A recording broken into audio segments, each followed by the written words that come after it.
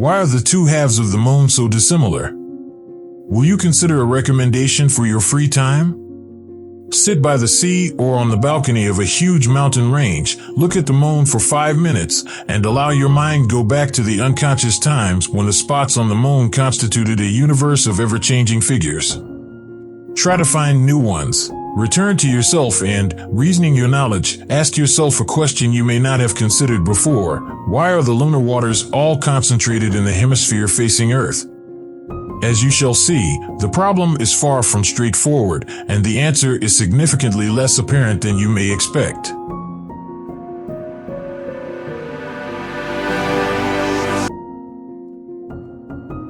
The oldest known depiction of our satellite, dating back over 5,000 years, was discovered at Noath, a mysterious Neolithic site in County Meath, Ireland, carved on a stone with black patterns like lunar patches.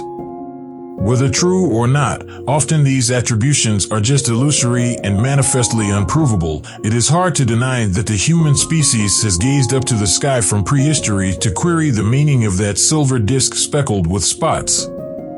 There is little doubt that the moon played an important role in every civilization, especially with that peculiar configuration of light and dark zones in which everyone might read the roots of their own society.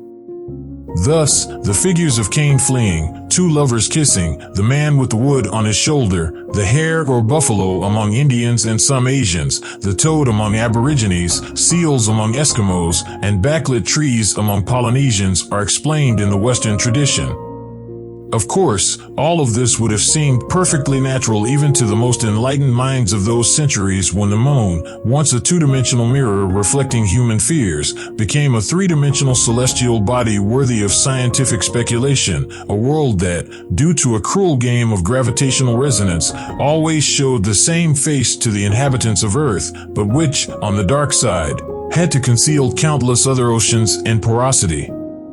And who could possibly deny this certainty? When was it possible to reach the moon and see beyond this old terrain that has been with us for millions of years? A watershed moment in history. But time passes, and what had been believed impossible for centuries became reality in just a few years. On October 7, 1959, the Soviet spacecraft Lunar 3 turned the corner and returned to Earth a handful of faded images of the hidden hemisphere. So ugly and noisy that it's difficult to suppress a sense of wonder at the realization that they were taken only 50, not 1,000 years ago, but still effective in showing that there was little or nothing on the far side of the moon, a uniform expanse of craters large and small, a surface scarred by time but almost entirely devoid of the contrast of seas and continents that had captured mankind's imagination for so long. The majority of what was worth seeing on the moon appeared to be concentrated on the face facing Earth. Of course, this was not the case. It was simply a new scientific problem. Puzzlement. The experts in the field were the most shocked by this revelation, who, while still debating whether the craters were formed by volcanic activity or by impact, had managed to build a reasonably reasonable image of the chaotic history of the lunar surface in prior years. Official science defined spots on the moon as large basins filled with impressive lava flows of darker material, surrounded by higher regions, the so-called Highlands, whose tortuous terrain clearly told of a past marked by the violent and destructive action of cosmic projectiles of every dimension.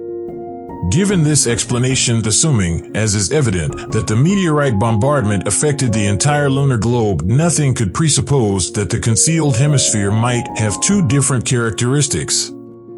A certainty bolstered by the fact that the liberation zones allowed for the observation of some black formations, the mare marginis, that were considered to be extensions of enormous lava basins also existing on the hidden hemisphere. The reality revealed by the photos of Lunar 3 and later probes appeared to be completely different, forcing selenologists to interpret the existence of a visible hemisphere, where dark lava expanses occupy 30% of the total observable surface, as opposed to the hidden one, where seas cover only 2%. How can such variety be justified? The response. The initial theories suggested a significant asymmetry in the flow of cosmic projectiles striking the moon. The notion was that the presence of seas on the Earth-facing side may be linked to a greater number of high-energy impacts than those on the concealed side. But how can such a pattern be explained? Some have speculated that the existence of Earth's gravitational field may focus a greater quantity of space projectiles to the moon's visible side. However, computer simulations have not revealed such dramatic disparities in cratering rates. Furthermore, and this is a flaw in this and many other reconstructions, no one knows what the moon's real orientation was at the time of the meteorite assault. Another idea stated that these missiles were nothing more than prehistoric small Earth satellites that flew in orbits closer to the lunar one before landing on our planet or the moon. It has also been pointed out that the majority of the lunar seas extend over a region between 30 degrees south and 50 degrees north, a pattern compatible with the arrival of projectiles traveling in orbits nearly on the same plane as the lunar one. The problem is that the hidden side has indications of hits as energetic as those on the visible side, indicating that the whole surface of the moon has been hit by projectiles of various sizes and intensities. To respond to such an argument, it has been proposed that the lunar dichotomy may be explained by the differing effects achieved depending on whether the hit was from internal or external missiles. In other words, if small primitive satellites collided with the lunar surface, the energy involved was certainly sufficient to melt some of the materials involved, which explains the presence of lava materials, but insufficient to vaporize a significant portion of them. However, this is not the case for projectiles from space, which are far more energetic due to their higher velocity and thus capable of vaporizing a vast amount of material while leaving just minor traces of molten material. This explains the scarcity of lava plains and the massive presence of rocky terrain at a time, the 1970s, when it was still thought that our planet had captured the moon along with other minor satellites, whereas we now know that our satellite was formed by the orbital coalescence of material torn from the Earth's surface layers by a massive cosmic impact. A new surprise. But it wasn't just the impact mechanism that was called into question. Gerard Kuiper, a well-known American astronomer, also proposed an asymmetric distribution of high volcanic activity, but this hypothesis did not gain popularity, in part because it did not explain how such a large variation in geological activity could occur between the two hemispheres. Our planet's potential gravitational effect was also considered.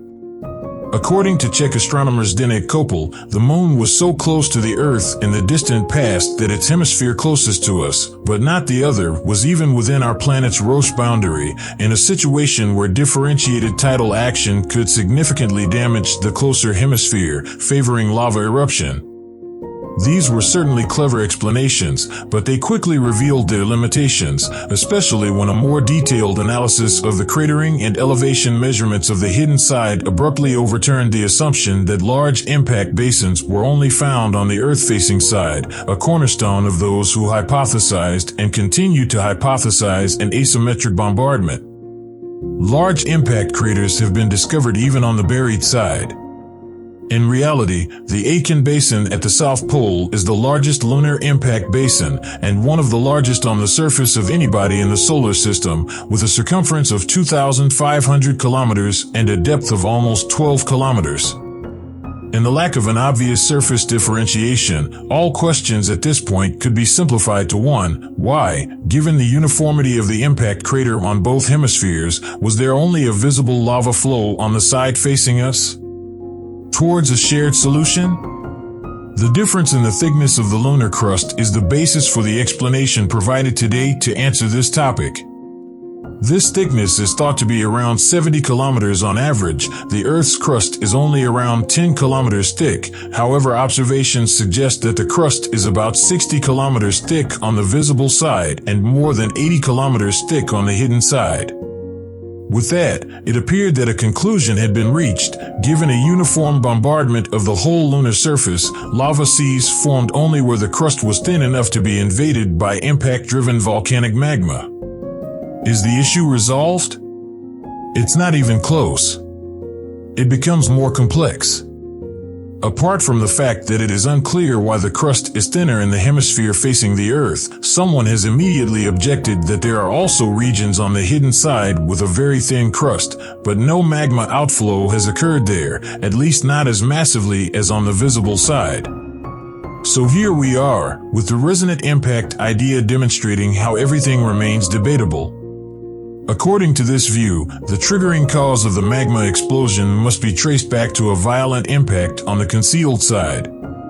The resulting shock waves would have entered the moon's core and ignited a hot spot in the opposite hemisphere, just as the impact that produced Mercury's calcareous basin caused a surface disruption of the topography at the antipodes. And the theory isn't so far-fetched when we consider that the vast Aitken Basin is located exactly at the antipodes of the most widespread lava plains in the visible hemisphere. The first conclusion.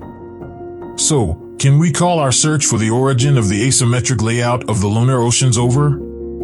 We must do so because we have the time, but we are conscious that there are many unsolved questions sprinkled along the path we have traveled. Not to mention all the questions we've managed to evade more or less gracefully, avoiding even a hint, such as the mascon's non-secondary role, the abnormal mass concentrations buried beneath the lithosphere. In other words, we're still at sea, and the enormous dark dots, dubbed leopards of the moon by the great poet Samuel B. Yeats, are still a mystery.